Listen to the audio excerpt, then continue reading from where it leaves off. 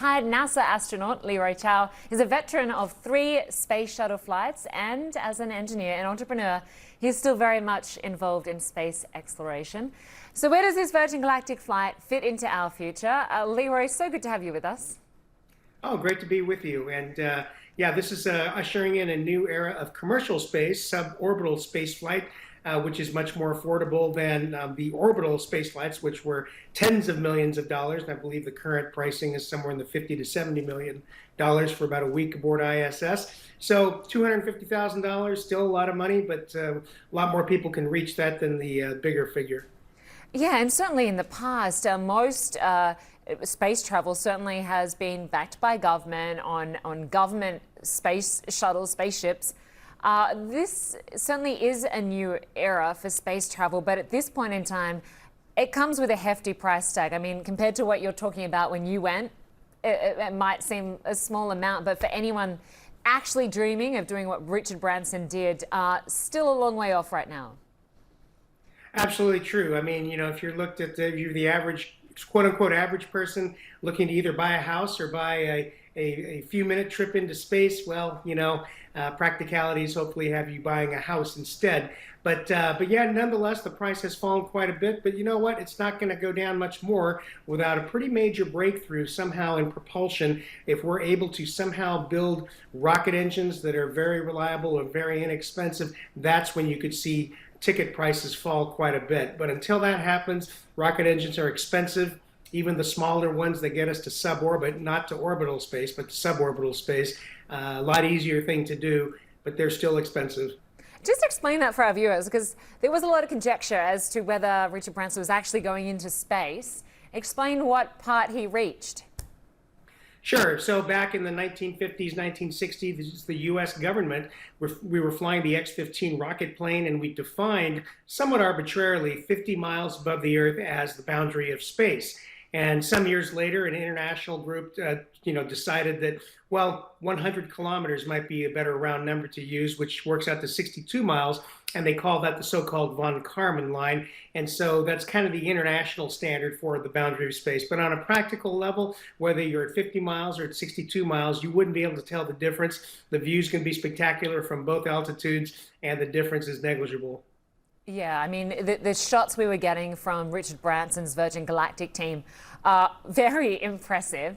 Certainly a lot of cash for such a short amount of time in that space. I'm fascinated by these suborbital flights that the Virgin Galactic team hope to do in the future, which is potentially to get people from, say, New York to Sydney in about 2 hours.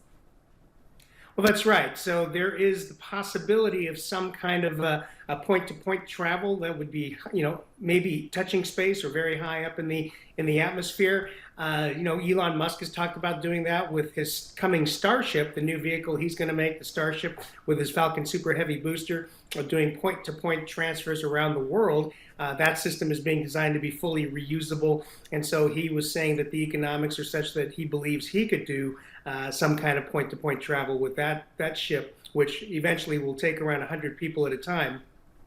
Certainly, I wonder, with the success of this mission, whether we will see more investment that will potentially speed up more competition for space travel. We, of course, have Jeff Bezos' team launching days from now.